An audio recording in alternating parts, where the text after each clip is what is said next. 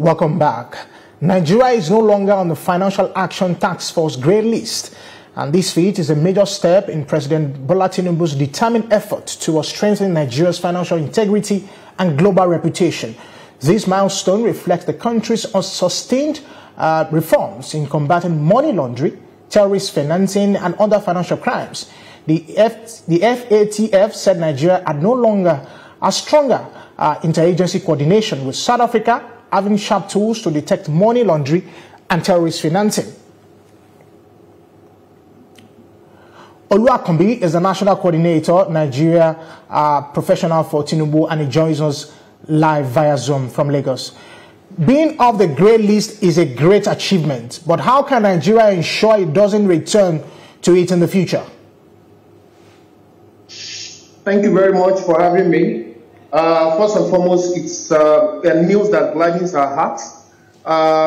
Removing Nigeria from the grey list is a major step towards the right direction. And it's obvious that the government of the day, under the leadership of Ahmed Bola Tinubu, they know exactly what they are doing.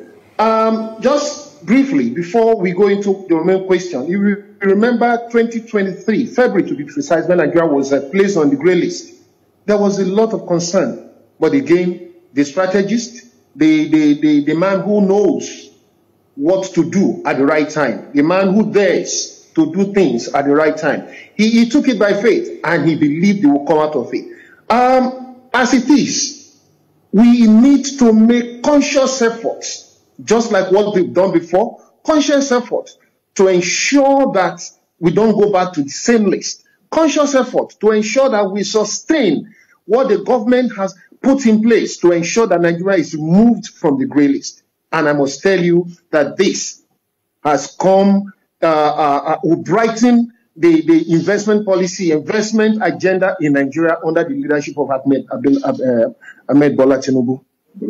Yeah, you talk about conscious effort. In your own opinion, what specific reforms or policy actions under President Tinubu administration led to this milestone? Well, the efforts that led to this milestone, they are numerous. The legal, the financial base, there is a conscious effort towards ensuring that this country is taken out of the list.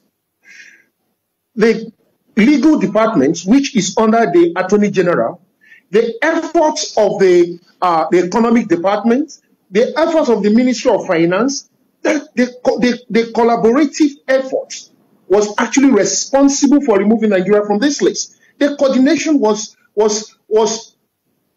beyond words. So the president, under his watch, ensured that the Attorney General, the economic team, and every other team work together to ensure that there's a proper coordination to remove Nigeria from this grey list. And I must tell you what has been done today, what we are witnessing today, what we have witnessed now. The government will ensure that we don't go back to the same grey list, because the grey list itself is not good for any country that is looking out for investors to patronize them, for any country that is looking at business partners, for any country that is looking at transborder economic relationship. So Nigerian government will do everything possible to ensure that this is sustained. Okay, so I wanted to ask you this question, and you know, there's the theoretical part of it. Now let's look at the beneficial part of it. What immediate long-term economic benefit should Nigeria expect from this delisting? I mean, being practical with it now. Okay, now being practical, we will ensure that we will see very soon. We'll start witnessing self-investment jurisdiction. Countries, because ordinarily, when a country is on a grey list, it sends a red signal. It sends a bad signal to investors. Now, investors can safely come to Nigeria to invest, because now they have that confidence that Nigeria is no longer a country that finance terrorism, that Nigeria is not among the list of countries that is into money laundering. So An average investor, look at this. Take for instance, if you want to come into Nigeria to invest, you probably look at your embassy, you contact your embassy will, they will give you advice. So as it is, any advice that they will give now will be on the positive side. All right. It's no longer on the negative side. Thank you so much. Practically speaking, it's an open door policy for people to come into Nigeria to invest. Right. Because now there's confidence, now there's assurance, now there's likelihood of their funds be protected. Okay, thank you so much, Oluwakanbi, for your thoughts on the media news. Let's talk politics now. Prominent youth groups in Nasarawa State have pledged their support for Governor Abdullahi Sule's succession plans ahead of the 2027 governorship election. The youth, drawn from across its 3 senatorial zones, are calling for calm and restraint as political activities begin to gather momentum. Senior reporter Godwin Agwam reports. Hundreds of youths representing various groups from across the 3 senatorial zones are gathered for a conference in Akwanga local government area of Nasarawa State. The Ministry of Youth and Sport Development was invited by the youth organizations to participate in the conference. The youths expressed concern over the rising political tension in the state ahead of the 2027 governorship election. They believe Governor Abdullahi Sule has delivered good governance and should be supported to produce a successor of his choice. There was this particular route, a street that leads to my house.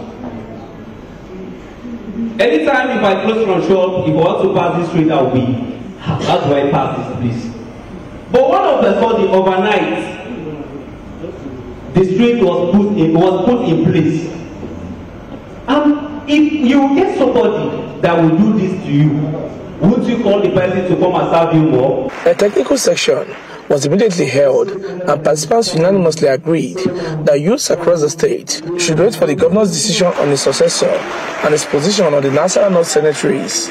In all, it was agreed collectively that until ASLA decides, all the young people in Nasarawa North should remain calm, because there are a lot of distractions going on. Those in favor of this motion, say aye.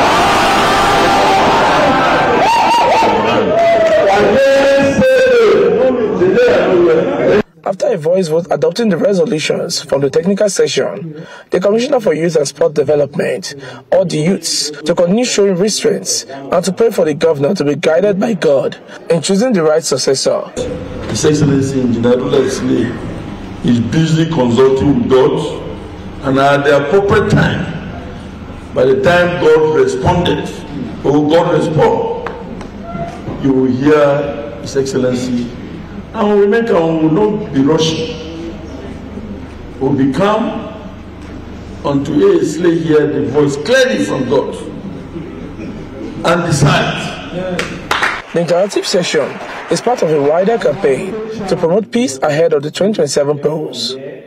The campaign will also be extended to the western and southern zones of the state.